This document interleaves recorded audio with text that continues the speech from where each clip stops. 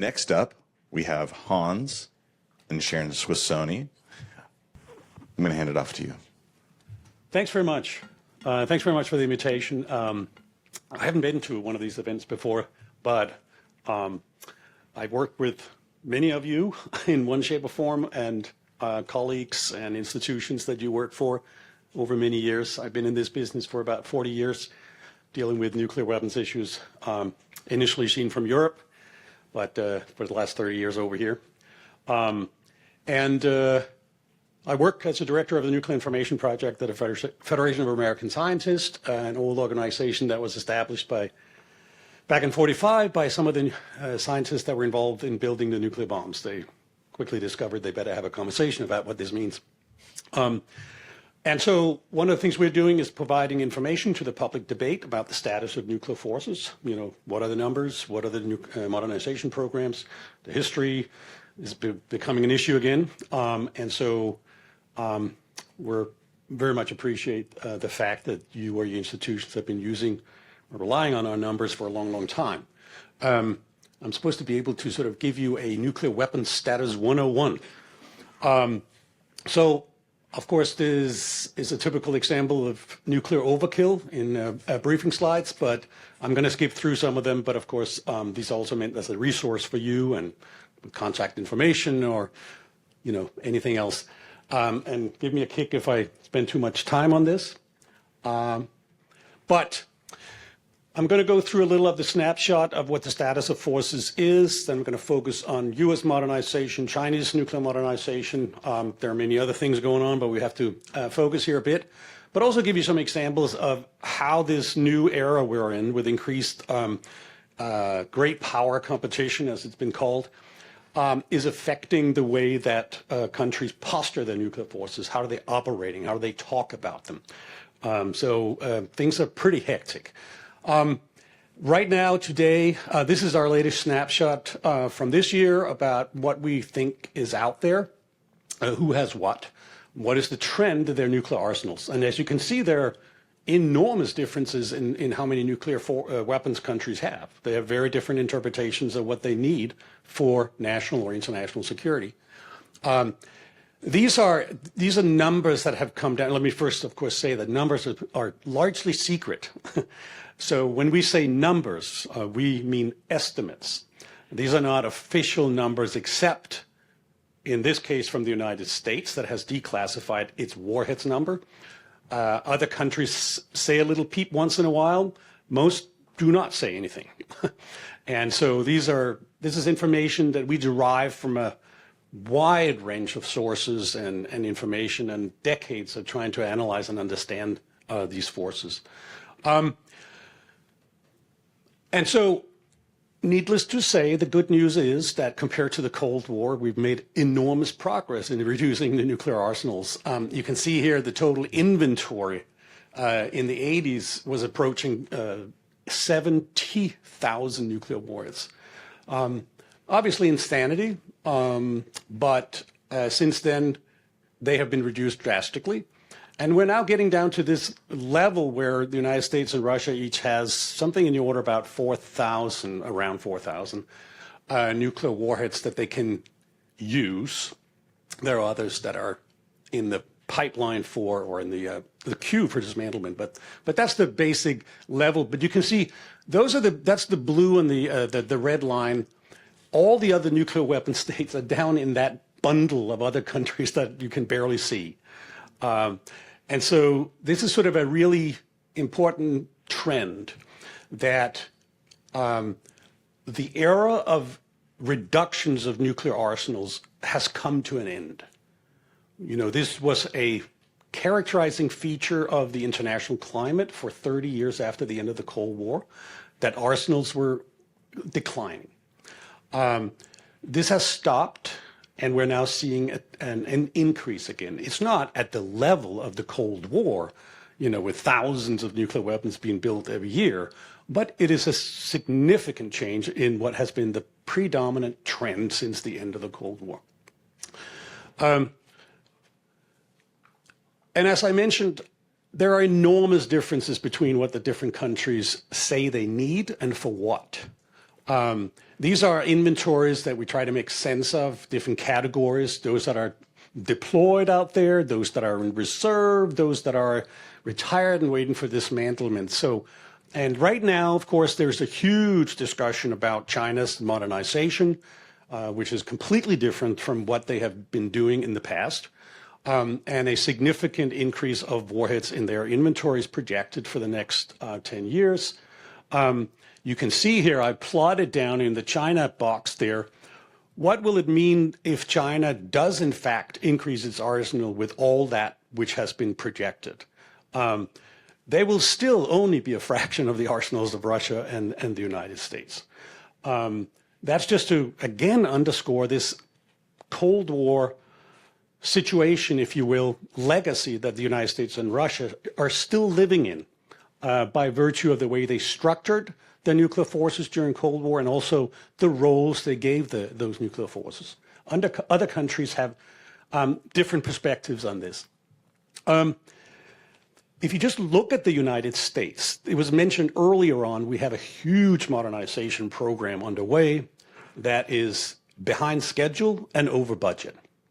And that reality is going to get worse as we move forward the next 10 plus years.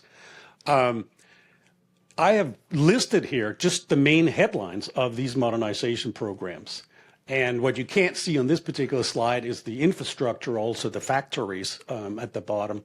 But that's just to say that everything is being modernized. And that goes from delivery systems to warheads, to nuclear command control systems, to factories, et cetera. This is the largest and most comprehensive nuclear modernization program the U.S. has undertaken since the 1970s and 80s.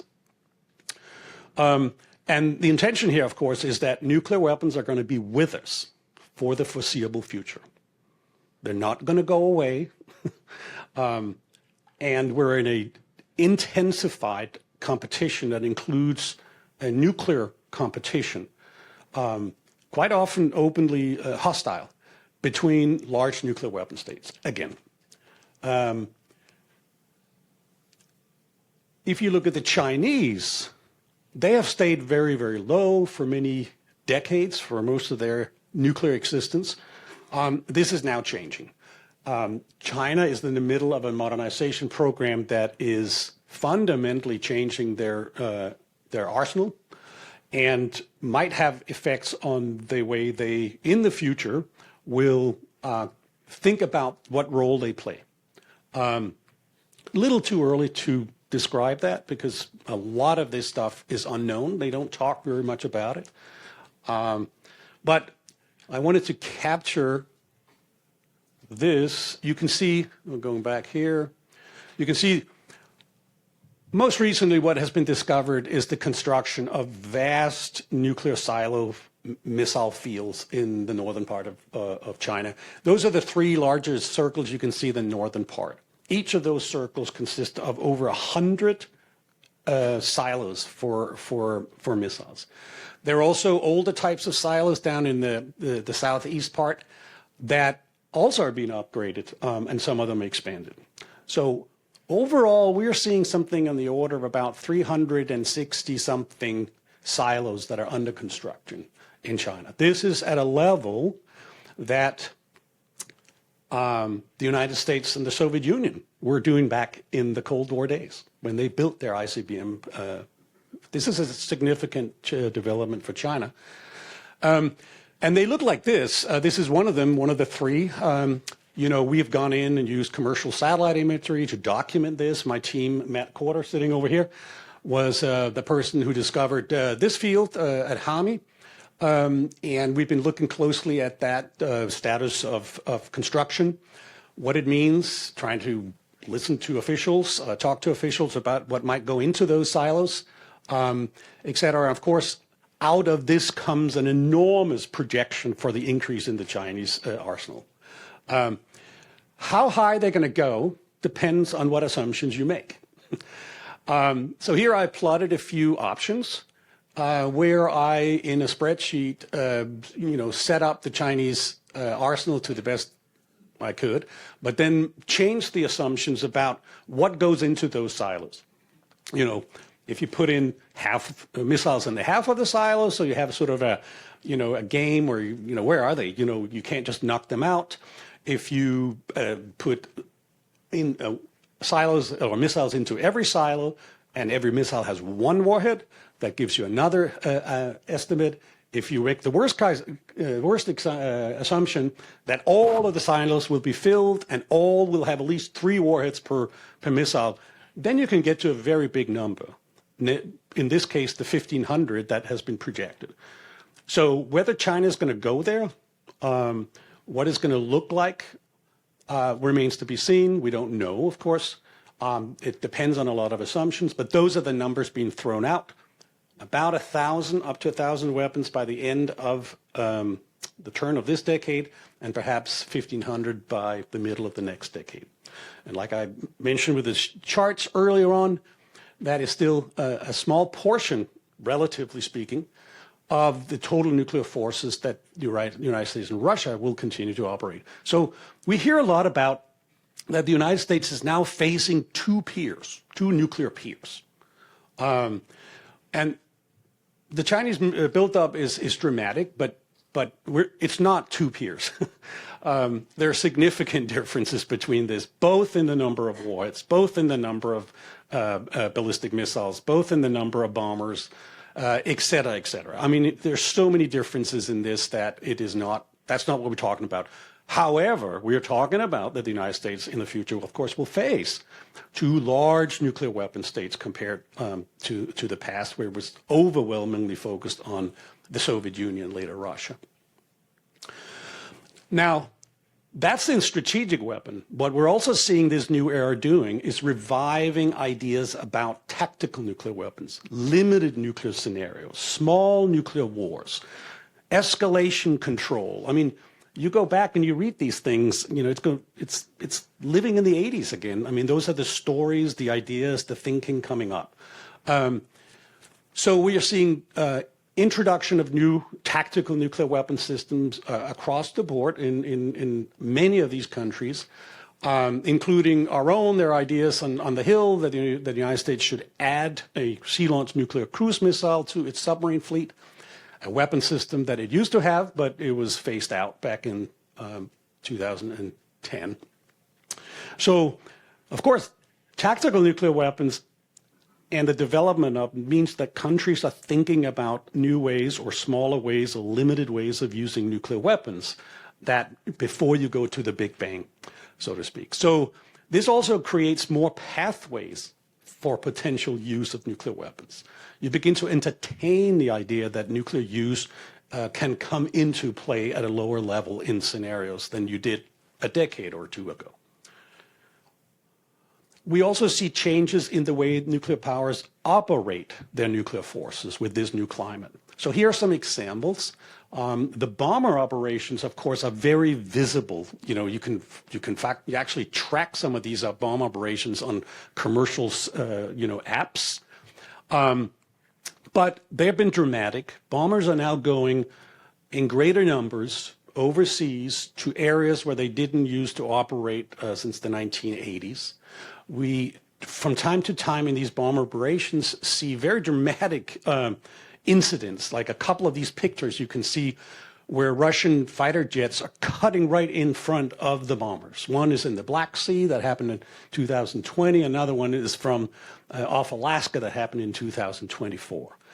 So out of these scenarios, when you're more in your face, which is part of expressing deterrence, you have to do more forward, be more assertive, then you get incidents. And of course, it takes no rocket scientists to figure out that in a crisis, an incident like this could have significant consequences. We also see ballistic missile submarines. We just had one of Samaritan on a stage just here before, and the ballistic missile submarines used to hide in the ocean. After the Cold War ended, they stopped visiting foreign ports. They would go out on their patrol. They would come home. After Russia invaded Ukraine the first time in 2014, this has begun to change. Now we're seeing these ballistic missile submarines popping up and visiting ports both in Europe, the Mediterranean, in the Pacific, even popping up in open ocean areas and bringing people on board to show the flag, so to speak. This is a way to display nuclear power, to signal we're here. If you do something, watch out. The very last one that was done like this was in the Norwegian Sea, where a nuclear submarine surfaced. They brought up nuclear command and control aircraft to fly with it. The Norwegian Navy was happy, got to sit on the deck and wave the Norwegian flag. You know, it's all sort of, this is the time we live in. You know, we're showing nuclear power. That is the signaling, the game that's going on between great powers today. Very, very different from just a decade or two ago.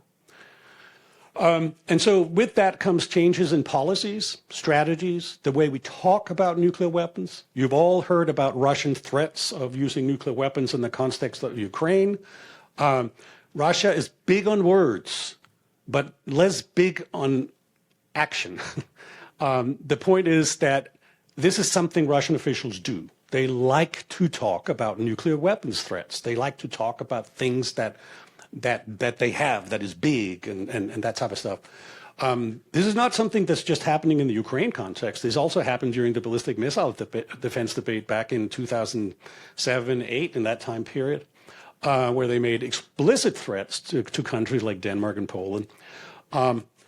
But we see this rhetoric, and they're frequently updating their public documents. Most recently, just a few weeks ago, they put up a document that quite clearly signaled they were lowering the threshold of nuclear weapons.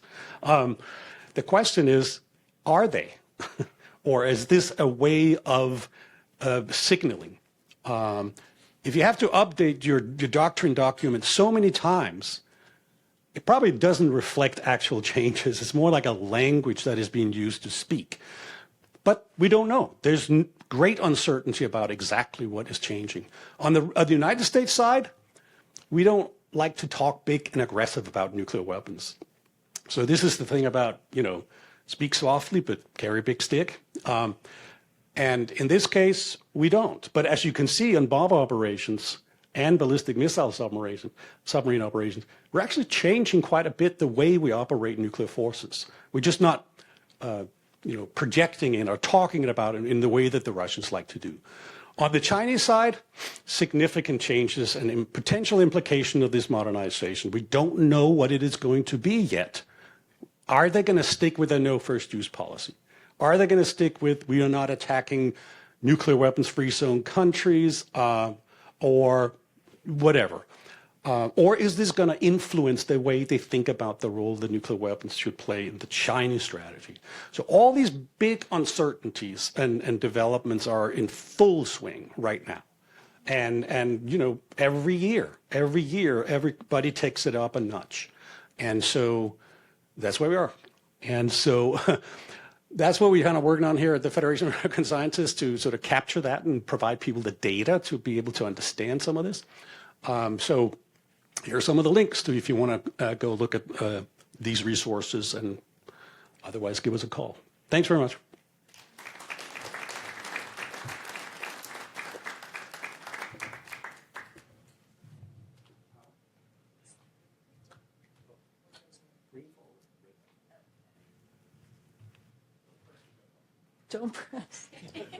Don't press the red button.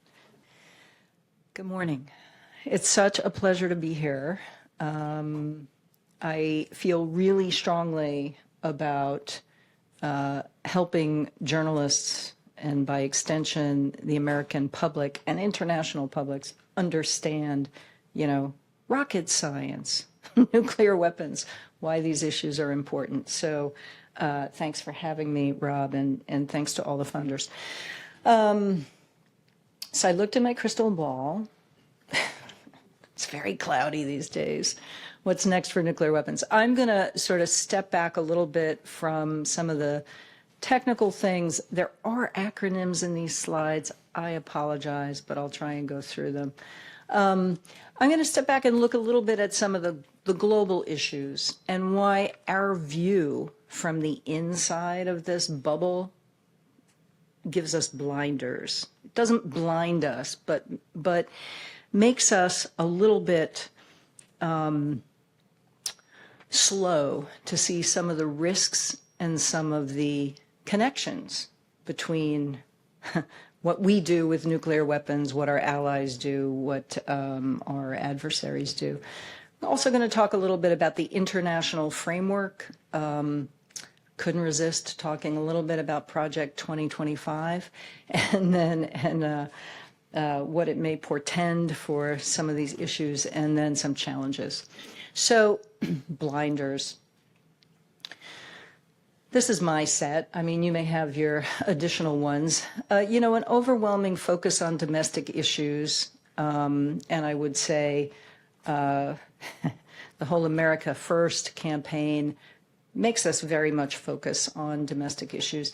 That has certain implications. And I will tell you, a Polish diplomat recently showed up on my doorstep and he said, you know, I've been trying to talk to experts up in the Cambridge, Massachusetts area, I wonder why, about nuclear weapons, and it's all about homeland security. Don't you guys understand there are international implications? I said, well, let's talk. So domestic issues, a focus on domestic issues can sometimes blinder us. Optimism, right? American a belief in American exceptionalism, our ability to control technology. Oh yeah, those tactical nuclear weapons, it's going to be no problem with, escalation. Our ability to shape foreign policy and belief in processes and institutions. And here, for example, is the Nuclear Non-Proliferation Treaty going to last forever? Well, of course it's going to last forever. We want it to last forever, right? This can also blind us to some of the implications of what's happening. And then finally, transparency of our system. Hans can do the work that he does because of not only forerunners to you in analysis, but also there are some points of leverage within our system. And I know you're going to address this later in the program. It's so important, but that transparency doesn't exist elsewhere. And our desire and need for transparency often lands us in some diplomatic, I wouldn't say hot water, but we have a problem. I mean, transparency is not a word that either the Russians or the Chinese like. Okay, so I went through trying to think, okay, what is a Trump 2 administration going to think about all these things? Well, obviously, down the line, right? Domestic issues, the exceptionalism, those stars are not aligned. The Red Cross comes down to belief in processes and institutions, okay? And this, if you don't remember anything else from my talk, remember this. Nuclear weapons are all about processes and institutions, and if you want them to be safe and secure and work when you want them to work and not work when you don't want them to work, you need that stuff. Okay. And then transparency of our system, I couldn't really come down on either side, right? Because the Trump organization, whatever you want to call it at this point, it's very transparent. Some people may not like what they're saying, but, so we'll see how that pans out. Okay. So the international framework, I've been saying this, 5-10 years maybe. It's crumbling. It's almost gone. In terms of arms control, we have one last agreement with Russia, New START. It expires in 2026. It's anybody's guess what will happen with that, whether we want to, whether we desire a new arms control agreement with Russia, or whether we can pull it off. In disarmament, the Comprehensive Test Ban Treaty, it's been in limbo for 20 years. I get it, right? Most of us have felt pretty good about that because in the old days, when you signed a treaty, even if you didn't ratify it, you would adhere to the obligations. Well, the CTBT is in a little more trouble, right, now that Russia has pulled out. And we'll see as we go through some of the campaign promises of the Trump administration and Project 2025, it may be even in more trouble. A fissile material moratorium, in case you didn't know this, for weapons purposes, it's been in place since about 1995, with the exception of China. China was the one member of the Permanent Five who did not agree or did not declare a fissile material moratorium. We thought they were adhering to that for a long time. But guess what? If they want to build a lot of nuclear weapons, they have ways of doing that. Obviously, North Korea and Pakistan are not adhering to that. India is bound by the terms of the U.S.-India nuclear deal not to make more fissile material for weapons. The treaty to prohibit nuclear weapons, sometimes known as the Ban Treaty, it entered into force, right? But I'm not sure, and with all due respect to Beatrice Finn, who's around here somewhere, maybe she can probably give you a more expert opinion on that. But nobody's moving rapidly, at least countries who have nuclear weapons, to bring that into effect for countries with nuclear weapons. All right, and then on proliferation, non-proliferation, Iran, remember Iran? They continue to make high-enriched uranium. They continue to move ever closer to that threshold. And on top of that, there are pressures within non-nuclear weapon states under the Non-Proliferation Treaty.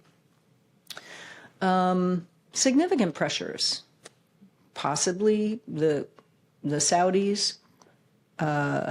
Anybody check the news today on South Korea? What's happening with their government?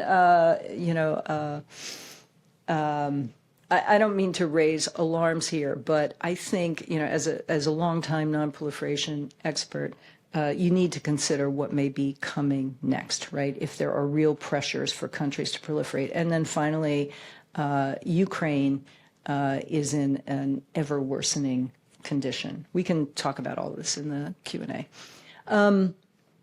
What will any of this look like under Trump, second Trump administration? In my one-pager, I find Trump so fascinating. The first time around, I didn't discount that he could actually get a deal with North Korea, and by goodness, he tried, right? So his relationship with Putin, to my view, or in my view, is a wild card. It could mean that they make deals that actually benefit U.S. national security or not.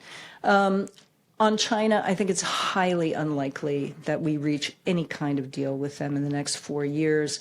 The efforts under the first Trump administration were unsuccessful. They were never going to work anyway, just because you can't do a trilateral arms control agreement for the reasons that Hans pointed out, right? There's such a huge mismatch in the capabilities. But even the Biden efforts to engage in strategic stability talks were ultimately foundered on arms sales to Taiwan. And I doubt that arms sales to Taiwan are going to end anytime soon. All right, on nuclear disarmament issues, we could see return to nuclear testing. And there are some indicators that could happen.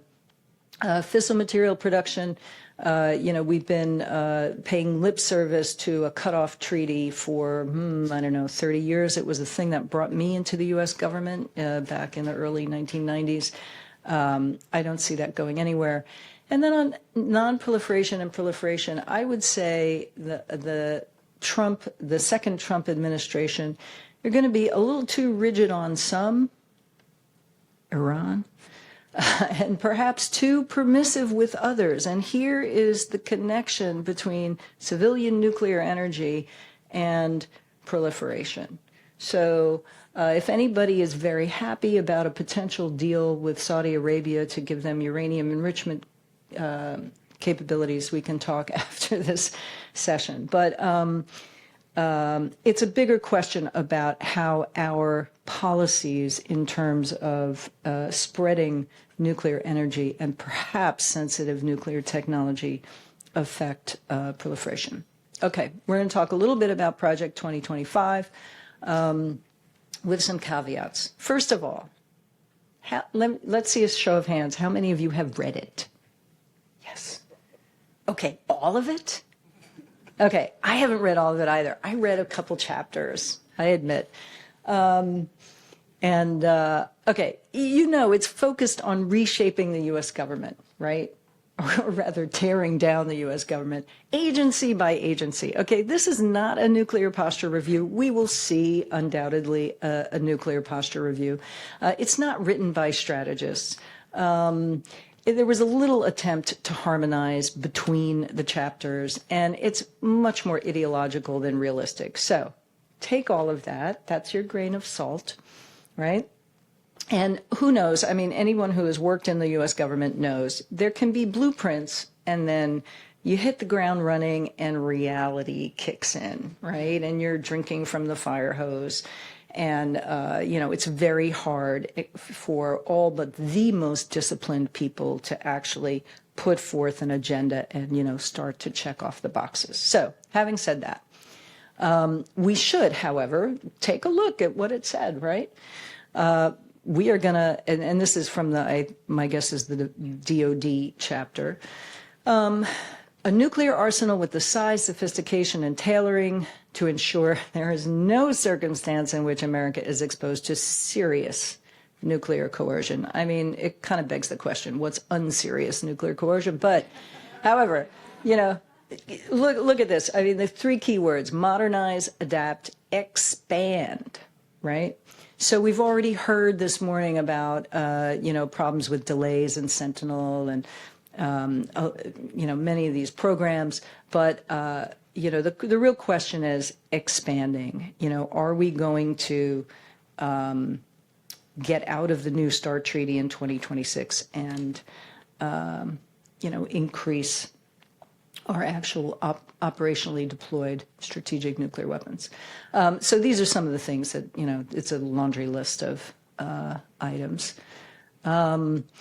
In arms control, I'm less concerned about the arms control language because this seems to me to be very standard stuff, right? Which is don't do arms control unless it supports U.S. national interests. Well, you know, even diehard arms controller, and I agree, I'm an alumna of the Arms Control and Disarmament Agency, you know, it's got to serve U.S. national security interests. You're actually not going to, you know, sign a treaty that doesn't serve your interests. However, a few things you should look at. Reject nuclear disarmament proposals contrary to the goal of bolstering deterrence. Well, if you have a certain view of deterrence, there's not going to be any arms control that ever supports that.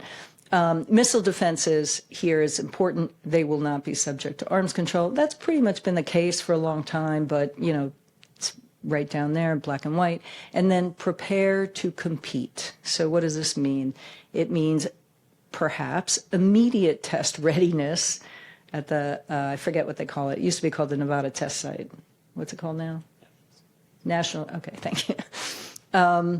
But reject the CTBT, Comprehensive Test Ban Treaty ratification. I mean, we did that, right? That's what the 1998 vote against ratifying the CTBT was. But, you know, these are all, when you look at the political circumstances, these are negative developments, perhaps. On fissile material production, Project 2025, you know, for new nuclear weapons, fairly silent. We don't really need to make more material. We're awash in material. But it could be a byproduct of what we're doing in other areas in nuclear energy. Okay, what about proliferators? Well, Project 2025 was really strong. We can't permit the DPRK to remain a de facto nuclear power. It didn't say how we were going to do that. That's another question. And then Iran, we must prevent Iran from acquiring nuclear technology and delivery capabilities. I think it's a little too late for that, but But anyway, so, again, you need to take this Project 2025 with a grain of salt, right? I mean, this is fairly, I won't describe it. You can fill in the blank.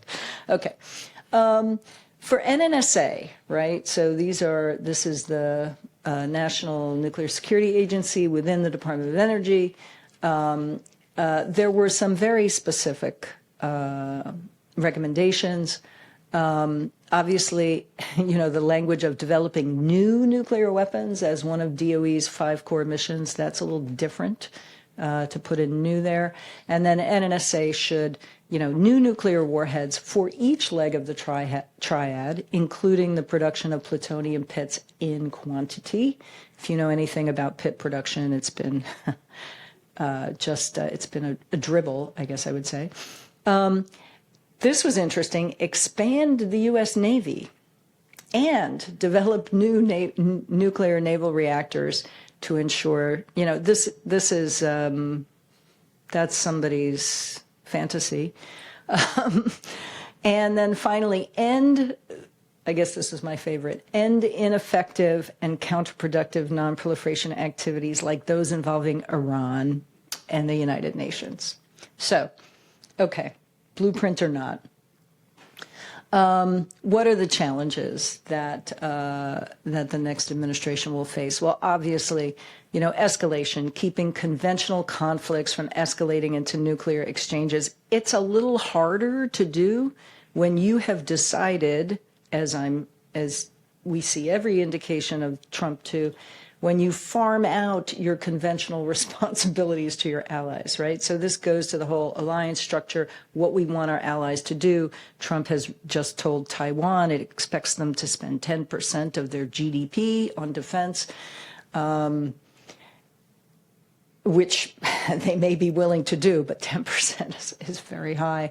There's also, in terms of the Korean Peninsula, getting South Korea to take, greater responsibility. You wind up with less control. You want your allies to do more, you will wind up with less control.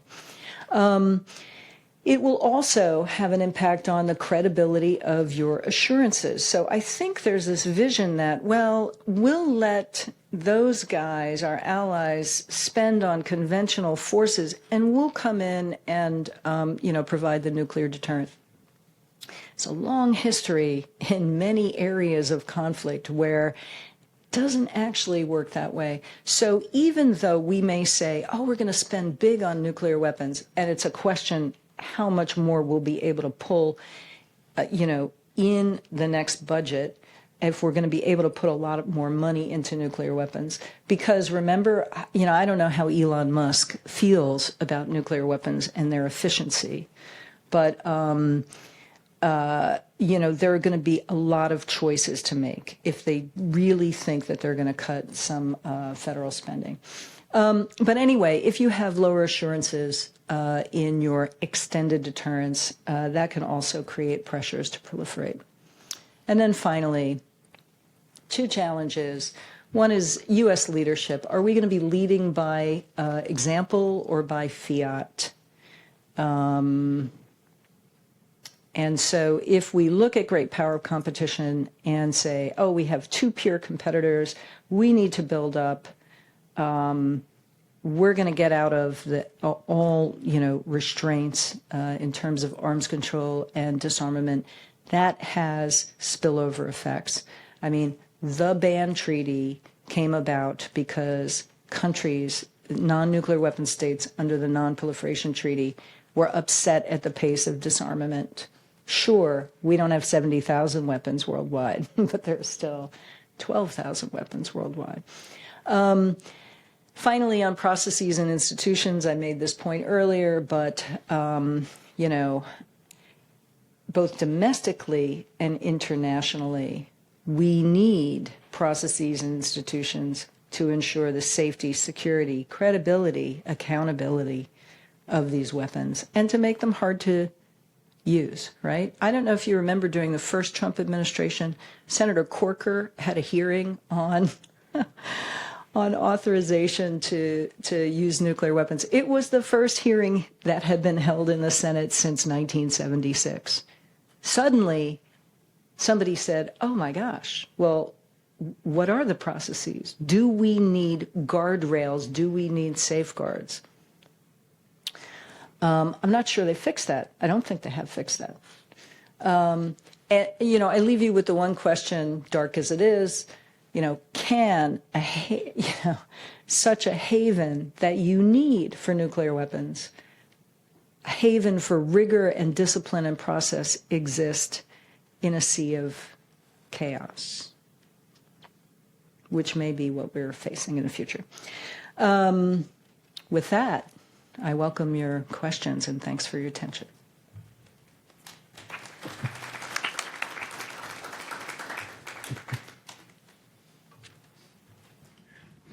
Thank you. Is it on? I guess it is, yes. I wanted to ask you about something about language that's been frustrating me in writing about this.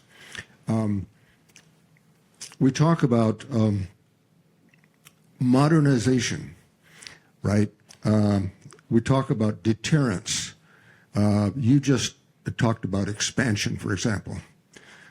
When I tell or when I write that we are in a new arms race, I get pushback. And I don't think it's about the numbers. I mean, I would recommend that we settle on the idea that this isn't about the numbers. We can have the same number of nuclear weapons, but have actually a better group of weapons. They're more accurate. They're bigger. The Sentinel, even though it's going to one-for-one replace the missile silos, is a much bigger weapon. To me, we're in an arms race, and I would like to recommend that we start talking about it that way. If I'd like to push you that.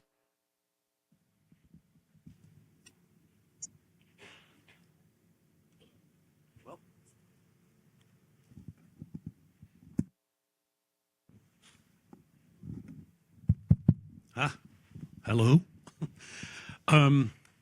Yeah. So you know, I'm asked that question all the time, of course, and it's not a new question. It's been it illustrates our challenges with grappling with what's going on and how to give it words. And you can argue both ways, in my view. You know, if it's about numbers, we're not in an arms race because we're not racing about building most arms. If you're talking about an arms race in the sense of increased competition, an operational, political competition, then we're certainly in an arms race. If you talk about it in the sense of you know, a technological arms race, improving capabilities and getting ahead in what you can do or whatever, then absolutely. So, you know, it's a hugely dynamic phase we're in, and I would just generally warn against using terms that we remember from the Cold War, just because it sort of locks your mind into a certain way of thinking about it. Try to find descriptions about what is happening that is you know, more characteristic about what's happening right now. So it's a mixed bag, in my view, but I would just generally warn against using words, reusing words from the Cold War in that sense. Yeah, I would add, you know, arms race implies that somebody wins, right?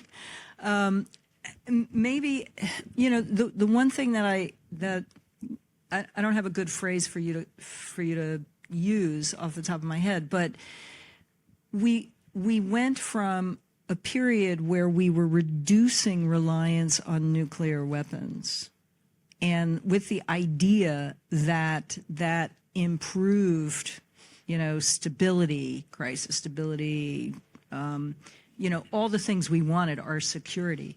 And now it's the exact opposite, right? There's much more reliance. So maybe there's a phrase that conveys the risks that increased reliance on nuclear weapons and these increased capabilities, right? Rather than that kind of quantitative approach. But I totally get it. I mean, the other thing is, what are you using that phrase for? What do you want to convey? Urgency or despair? No. Right. Right.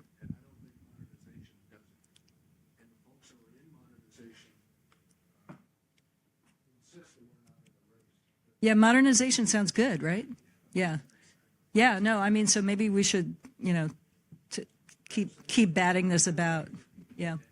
Yeah. Yep.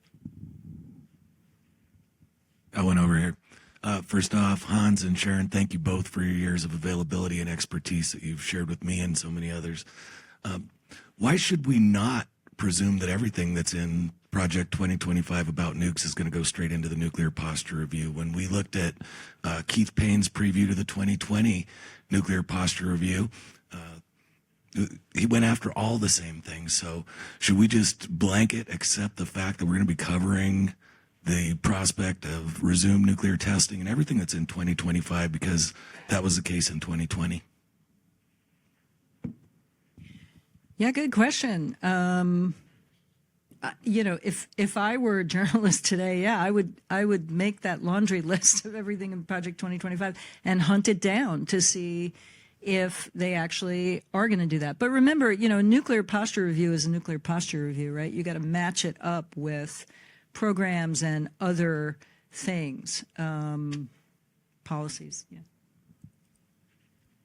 Yeah, and you have to match it up with actual programs that can actually be carried out, actual funding that can sustain it, et cetera, et cetera. I mean, so, it's easy to write a report and throw in your favorite phrases, but when you have to translate that into actual programs that can be carried out, that's a completely different matter.